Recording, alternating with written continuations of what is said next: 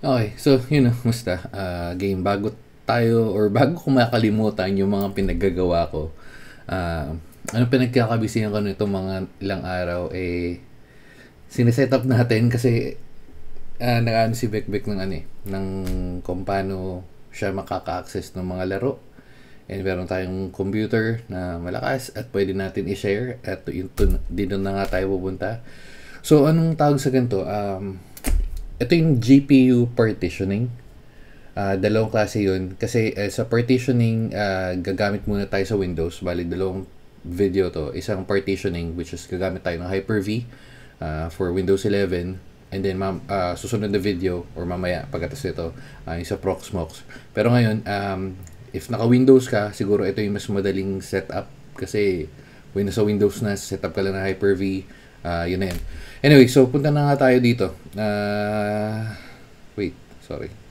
Remote lang muna ako sa desktop ko, which is, ito lang, nandito lang naman sa task ko, pero para makita nyo na rin. Oops. Wait lang. Maling computer. Ayan, job.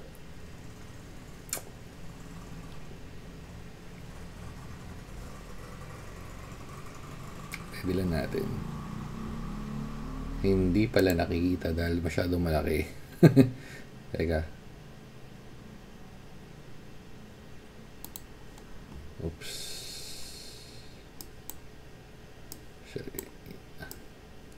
Kita? Yan. Yes, si mga pegs.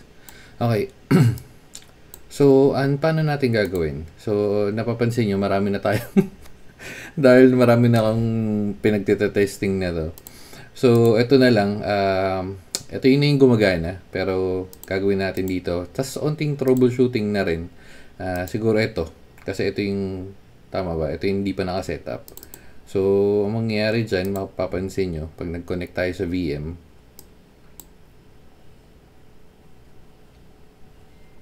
sama na rin yung troubleshooting kasi dun ako talaga tumagal. So, yan. Pag nag-connect tayo sa VM, makikita nyo dito sa Task Manager.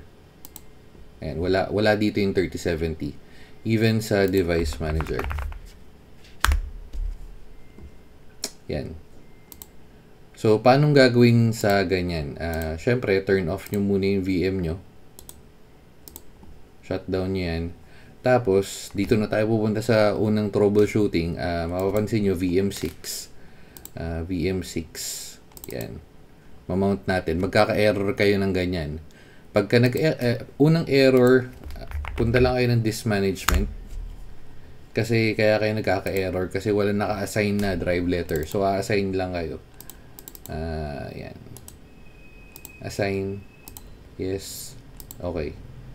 So, yun yung unang kailangan kasi i-mount nyo yan. Bakit kailangan i-mount? Pupunta tayo doon. Pag naka-mount na yan, yan. So, nandito na tayo sa dun sa hard drive or virtual hard drive ng computer. So, before yun, bago tayo pumunta doon, unang-unang kailangan, syempre Hyper-V. Dahil ito yung dito tayo gagamit ng partitioning, GPU partitioning. Tapos, gagawa kayo ng bagong VM. Yung existing, I don't think nagagana. Pwede nyo subukan, pero yun nga, medyo mas mahirap. So, ayan, next lang kayo. Ano na ako? VM9 na pala ako. VM9.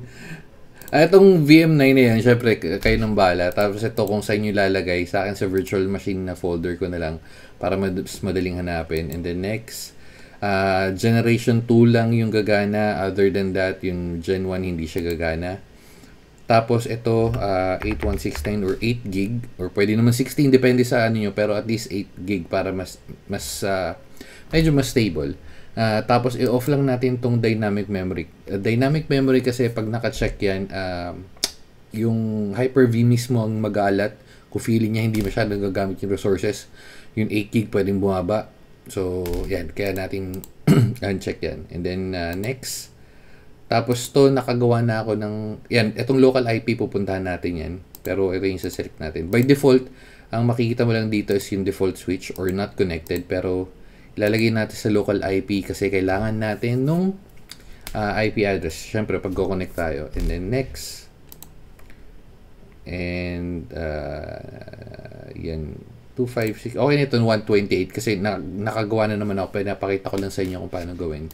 And then last is yung lalagyan nyo na lang nung ISO.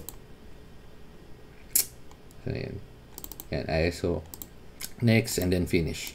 So pag na-create nyo na yan, huwag nyo munang i-start. For Windows 7, for Windows 10, okay lang hindi baguhin ito. Pupunta tayo dito, right click, settings. Yun nga sinasabi ko, for Windows 10, hindi nyo na kailangan baguhin to. Pero for Windows 11, kailangan naka-check. Dahil for prerequisites, hindi ko alam kung bakit hindi siya gumagana. Pero yan, kailangan nyo lang check yan. And then itong checkpoints, kailangan nyo na uncheck. And then apply. Okay. So, ito na yung process na medyo matagal. Kaya, mapapansin nyo, marami na tayong VM na naka-ready dyan. So, halimbawa, nasa na yung na-transfer natin? 6, diba? 6. Ayan. So, pupunta kayo sa... Nasa na yan? Pupunta kayo sa Windows, System 32. Ko tayo sa folder.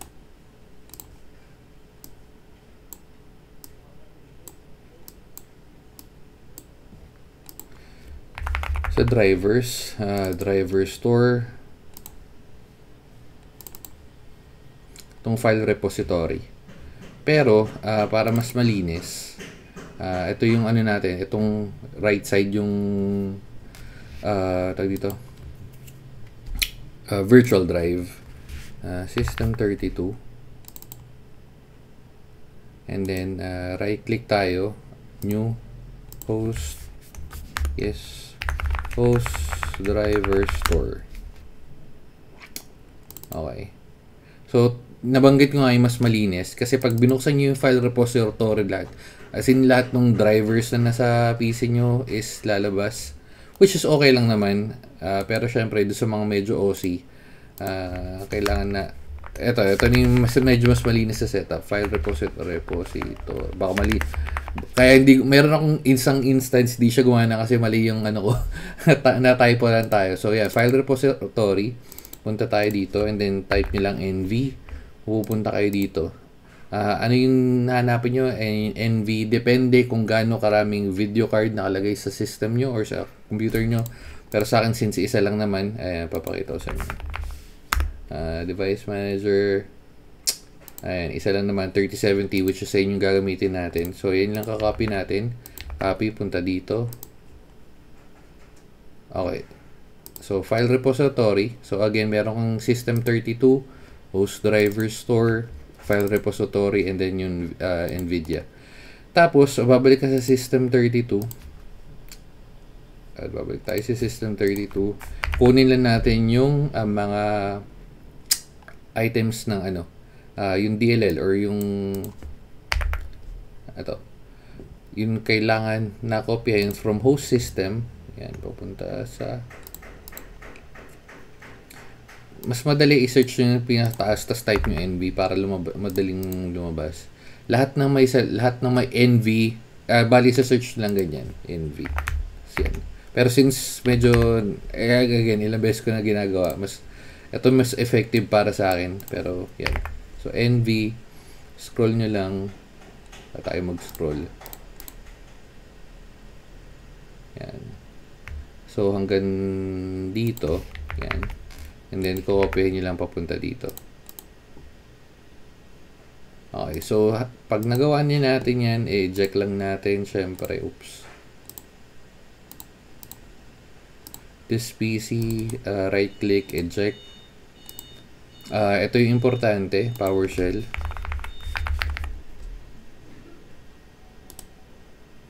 Run as admin. And nandito yung script. Lalagay ko na lang dyan sa description.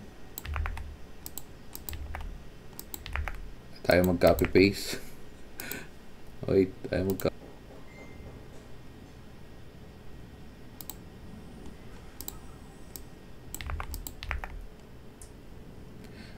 Wait, kaya ayaw mag-copy paste na sa Mac kasi ako eh.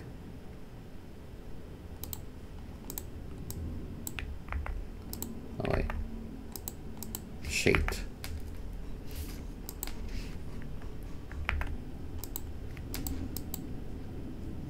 Mahirap naman kung itatype ko isa-isa. Gagawa na lang tayo ng bat file. So, wait lang. Okay, so balik tayo. Medyo nagka-problema nga sa pag-copy paste. Pero yan, after mo ma-run yan, okay, so, ay, mali, sorry. Ano pala, hindi tayo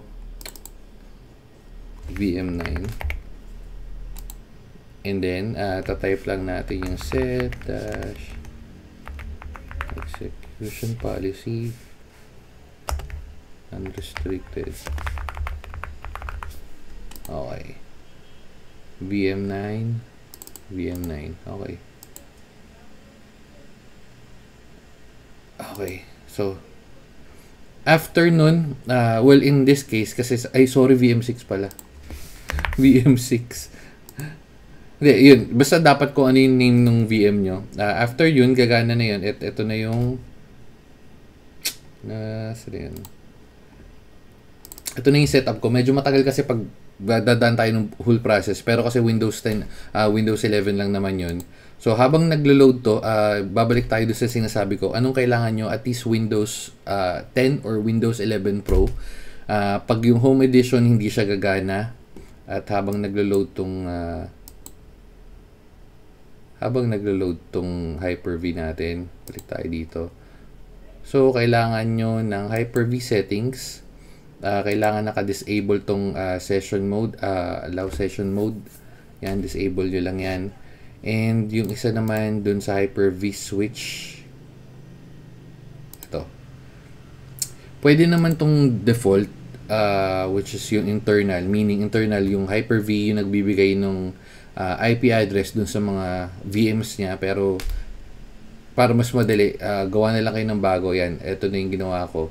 So, bago, external network. Ito, depende to kung ano yung NIC or yung LAN nyo or LAN Ethernet card. Lalabas na naman dyan. So, select nyo lang yan and then allow. Okay. So, gagawa lang kayo ng pangalan. Kayo nang bahala kung ano. Pero, yun. So, balik tayo dito sa Hyper-V natin. At ayaw mag-load. So, isa na yan. Pag ayaw mag-load, dami na natin sa troubleshooting. So, ayaw nyo mag-load. Off lang natin. And so, inspect. Okay. Close. And then remove. May instance na magiging ganito. Kailangan nyo lang yan. Onting troubleshooting. Medyo mas maarte to versus sa Proxmox. Pero kasi Proxmox, nasa labas ka ng Windows. So, pipili ka kung anong system yung gagamitin mo. So, para sa akin, mas maganda sana yung Proxmox, pero hindi mo magagamit yung unit mo physically. Pero, so, mas maganda yung Windows kasi nasa Windows ka. So, ayun nga, medyo may mga issue mga katulad ng ganito. Anyway, so yan. Okay. And then, start lang ulit natin.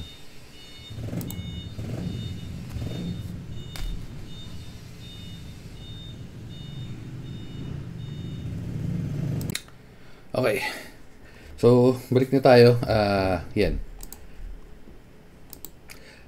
Dito sa VM na natapos na natin pagtra-transferan, mapapansin nyo, Task Manager. Yan. Nandito na yung 3070 natin. At sa Device Manager.